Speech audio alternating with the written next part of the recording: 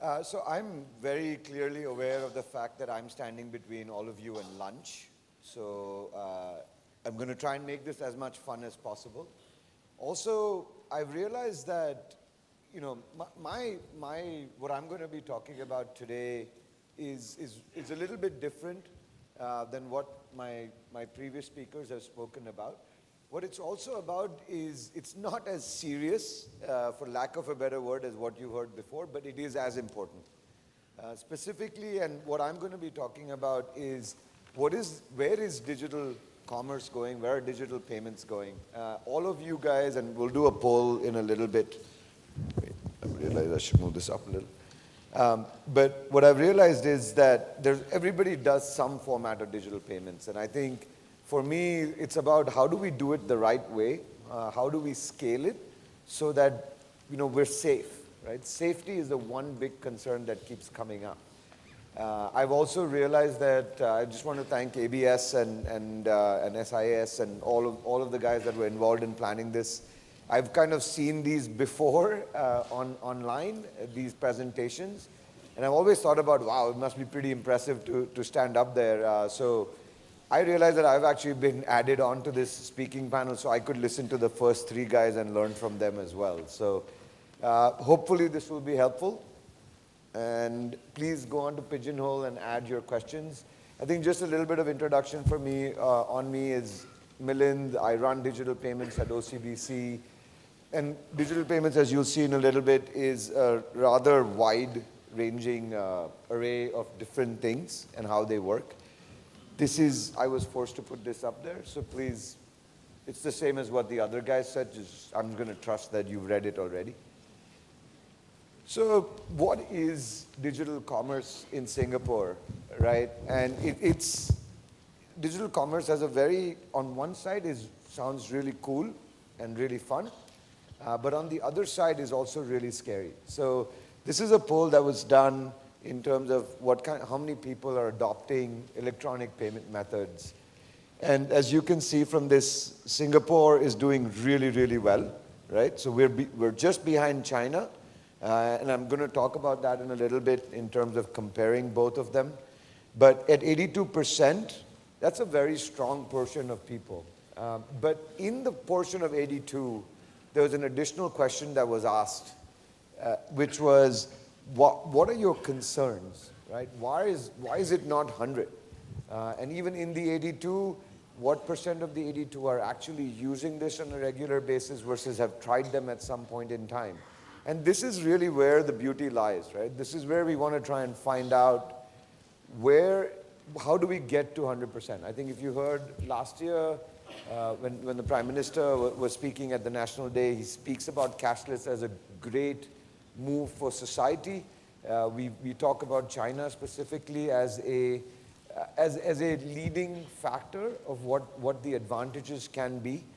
So when you look over it, it says, I'm happy with my current payment methods, which is great, right? Yeah, I'm happy with cash, totally okay with it, life goes on.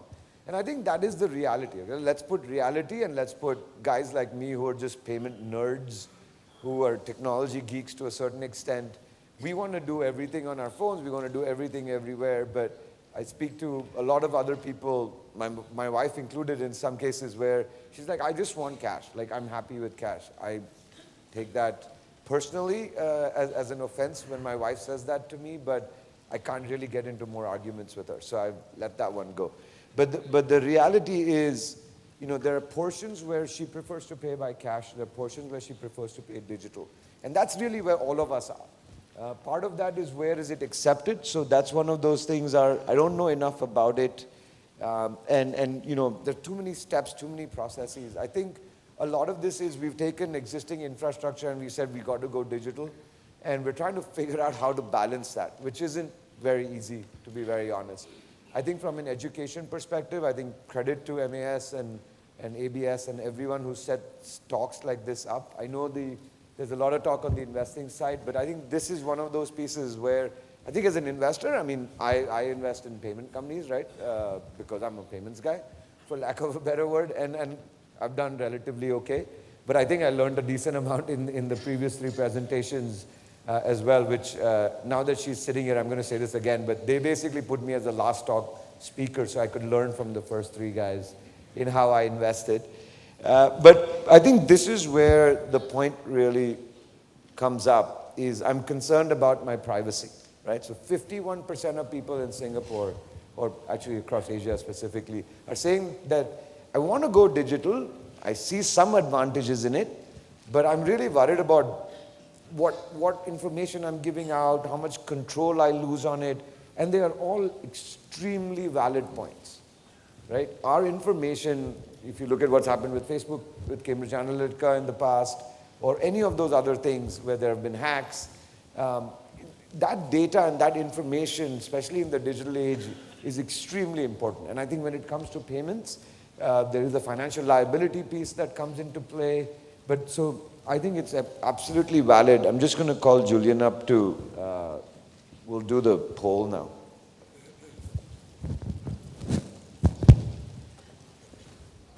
So,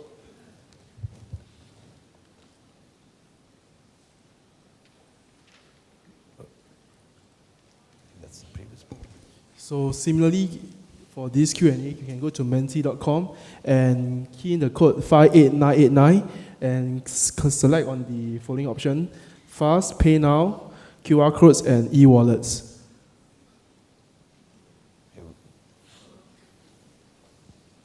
I'm really interested in seeing this, so that how weird am I versus how normal am I is to be told based on this. So I think when you look at it, right, I think credit again to ABS and MAS in terms of what Fast and Pay Now. That education is really ongoing right now. They're absolutely amazing pipes to be able to pay somebody and to pay in some cases businesses as well. I think QR is something where a lot of people have heard about it, but it's coming up. I think it will continue to grow, especially as we all, as a banking industry, will invest into it. E-wallets is something where I think it's, there are people who love e-wallets and the people who hate. I've never found somebody who's in the middle on an e-wallet. But I think it is important. I think there are use cases where e-wallets work and add value. So I'm just going to kind of flip on because I don't want to hold you guys back again, like I said, from lunch. But, yeah, am I back? So what are digital payments, right? This mythical creature called digital payments. A lot of people, when we talk about digital, talk about e-commerce. I think e-commerce is one of the ways of doing digital payments. Digital payments actually is the way you use your card today, right? So you look at when you have nets, or even when you use your Visa or MasterCard, you put it into the reader. That's digital, right? It's digital currency, irrespective of whether it comes from your checking account or it comes from a credit that you pay off in a certain number of days. That's digital, that's important. I think that's table stakes, right? Can I just get a show of hands? How many of you guys have never done putting a card into a SIM? I assume it's going to be very low or zero. Okay, great. Second one, e-commerce, website payments. This is where I buy something on a Lazada, I enter my credit card number, and then I move on, right? And it's smooth, it's easy, it's been figured out. It used to be extremely complicated. Now, each of these e-commerce companies invest millions and millions of dollars on making it safe, making it seamless, giving you more choice. We'll talk about all three of those points in a little bit. But I do a decent amount of e-commerce stuff, which if this gets public, my wife will know about it. But there's a decent amount of stuff I'm buying online. And then, so as you can see, I'm going to go in a progression of what's already stable, right? That's already happening for a large portion of it. And then there's payments on mobile apps. So raise of hands, how many of you guys have put a credit card number on a mobile phone? Okay, great. What's the experience? Positive, negative? Middle of the road, right? And I think that's because that's being figured out right now. I think the growth that's going to come from mobile commerce is genuinely going to drive a lot of the numbers that you're going to see in a couple of slides. Because what happens when those things get real is the power of the phone is genuinely getting tapped at many different levels of it, right? Today, there are companies that are building stuff for even on the old, like, I mean, I was on the first generation of mobile phones, which is the Nokia, the push button ones, which only had one game, unfortunately, unlike the new stuff. But, you know, even that now has the ability to make mobile commerce. So it's about expanding the reach for people. It's getting people to have access to more products within their phone, within a part of their daily life.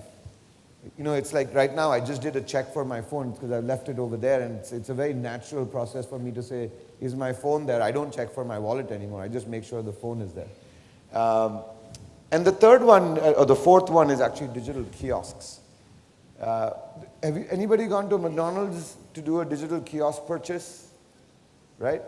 I thought it was absolutely amazing in terms of an experience. I didn't have to wait in line. There was a separate line that happened. And I think that those are experiences, right? That's what digital commerce drives, is the ability to give very specific experiences that are tailored to the needs of a customer and for a business. And I think that's really what drives this thing. I think there's a lot of things that you will see out there where you know, we force digital, and it doesn't happen. It doesn't adopt. It's a growing pain. People are like, okay, I'll do it because you gave me 50 cents as an incentive to do it, or you gave me a voucher. But the reality is it's never going to take off in the long term. It's about solving pain points for yourself and for the business over there. You want to get out quicker. You want to be safe. You want to be secure. You don't want to get like, you know, $3.40 in coins to carry around so that it scratches your phone screen, and then you got to go replace your phone screen. Like, it's a cycle, right? Not that that's ever happened to me, but I'm just saying that it can happen. And then the last two pieces, right? So we talked a little bit about this QR code.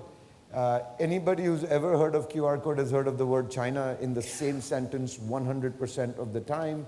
QR is really old technology, to be very honest, right? It's at least 20 years old, 15 to 20 years old. I don't know when it was created.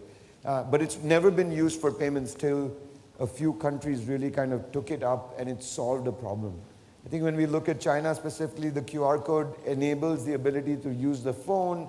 There's no credit card numbers. The credit card numbers are at the back. It's relatively secure. There are ways that people, obviously, as always, have figured out a way to crack it.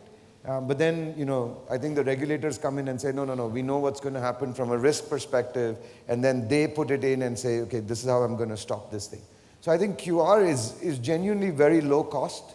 It solves, again, going back to the core, my core solution on everything digital is, what's the problem it's solving? And I think it solves the need for me to not have a wallet with me anymore. It still powers through my phone. From a merchant or a business perspective, it specifically solves, I don't need these clunky instruments sitting over there, in some cases 10 instruments. And I think, you know, that's why it will take off. And then contactless, right? So contactless is yes, I still need, from a business perspective, I still need a machine. But from a speed perspective, for what we do, I tap my card, or I tap my phone, I put my fingerprint and I'm out. I put my facial ID and I'm out. And I think that's really, these two technologies are going to change digital commerce. They're going to change them online. They're going to change them specifically in how you interact in the retail universe as well.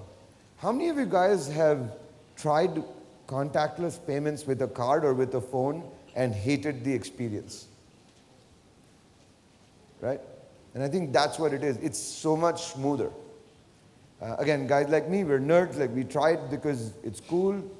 But the reality is, once you do it enough, once you do it 2-3 times, you get used to it. You have a system down. It makes you get out of the place faster. And then the last piece that I want to talk about is Pay Now. Right? It's rather topical with what's happening in Singapore. Pay Now is an insanely powerful tool. All the bank apps, so OCBC's Pay Anyone app also, I was told to not plug, but that wasn't a plug, just for the record. But when you enter a phone number or an NRIC, the money moves smoothly. It moves within seconds. The person, in some cases, also gets a notification that they've received it. Banks, we're trying to make it where you're told the money has gone through. It's instant. It's super easy. I don't need to enter somebody's entire home address. or their bank account information, or any of that stuff, which is very complicated. I just enter a phone number and it goes through. Now, Pay Now, the way it's set up is pretty much person to person, but because of what ABS has kind of brought on to Pay Now, where they're investing into doing corporate payments as well, they're doing it on QR, you can send money to companies directly as well. So I think all these three things over here, right? The first two solve merchant problems at a different scale. And then the last one certainly today solves a person-to-person owing money to each other. One person pays for lunch and then paying them. That's how I normally use it on a very regular basis. And then all three of them together is what will drive digital commerce in Singapore going forward. So why should you drive digital, right? Let's be very honest about it. One, it gives you better offers, right? It gives you access to more information where I can be on 3 different websites, looking at the price on 3 different websites, decide that's the website that, yeah, it's $1 cheaper, but it gets it to me rather than 1 month later, it gets it to me in a day, right? Or $1 more expensive, whichever way you look at it. But you're able to comparison shop. Today with mobile apps, I can go onto a Scoot, an AirAsia at the same time and figure out which one I really want to use and then decide whether I want to go SQ at the end of it or not, right? It's about driving choice. It's about moving it from, when there is information disparity in the market, when there isn't enough information in the market, decisions are skewed based on loyalty. I think loyalty today is hampered a little bit. It's driven in a different way because you as a consumer now have the choice to pick multiple sources of information and then decide what you really want to do for it. We talked about more selections. Yeah, because you're going to multiple different websites, multiple different apps, you can actually decide, hey, you know what, like, at the bottom, and the e-commerce companies, to their credit, do this really well, right?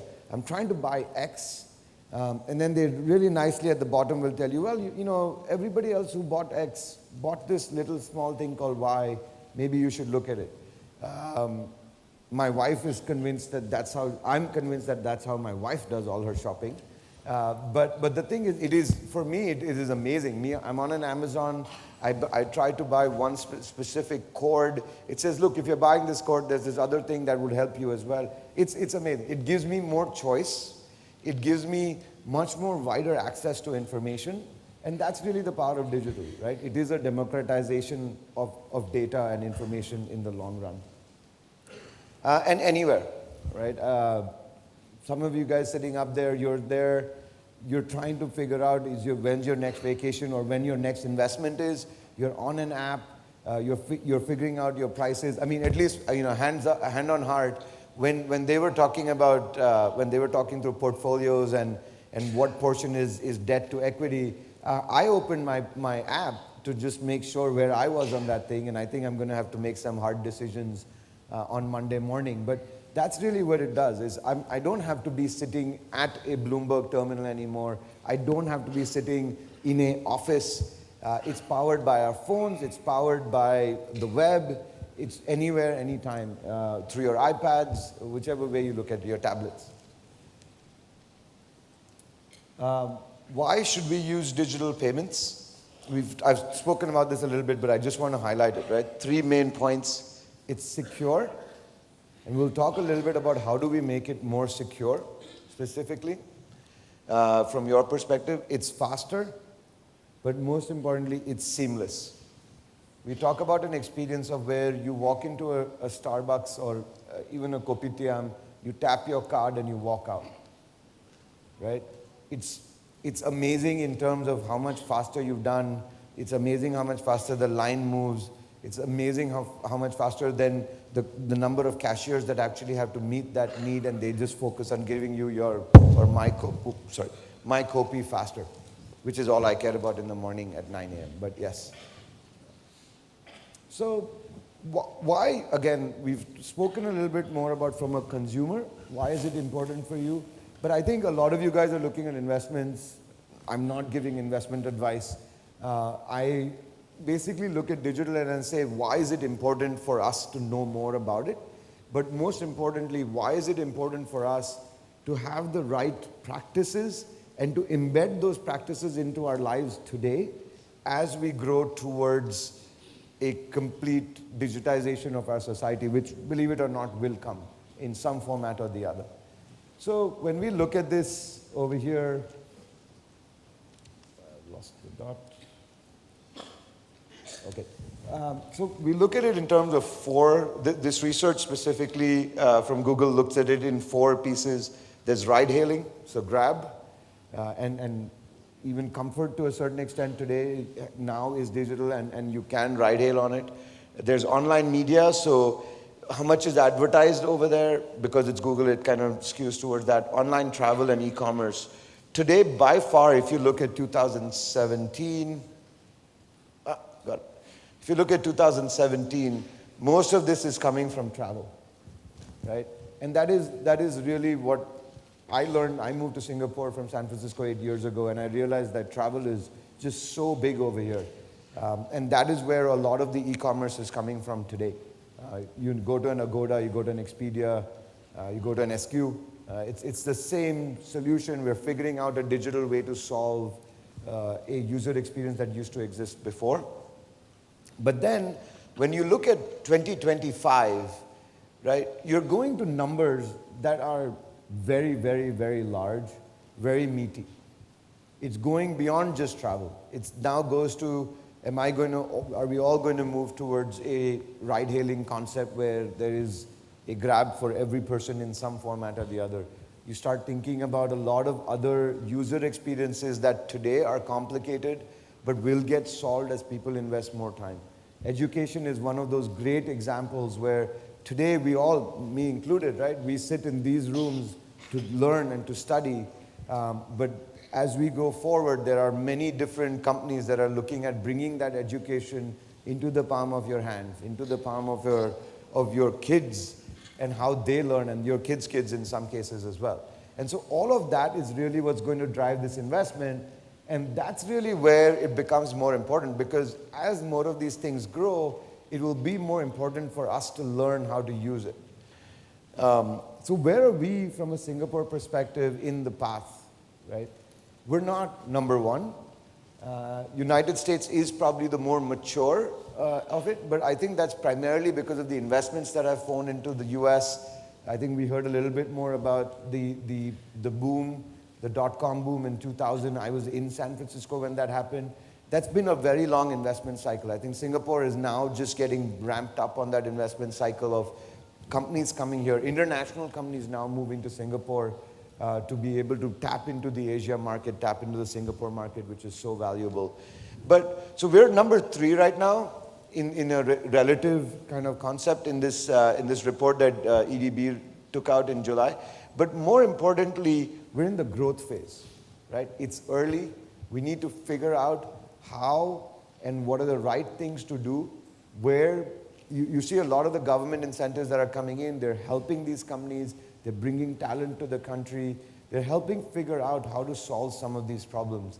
I think the MAS specifically also takes a very progressive approach in terms of bringing them in, but then corralling them so that it doesn't have any negative impacts, as you see in China, as you see in the US. Sometimes it helps to be not the first player in the market, but the second player learns a lot more about it. But I think more importantly, us as a country, because of the growth phase we're in, it is very important for us to start looking at where it's being used and where it's going to be used in your daily lives.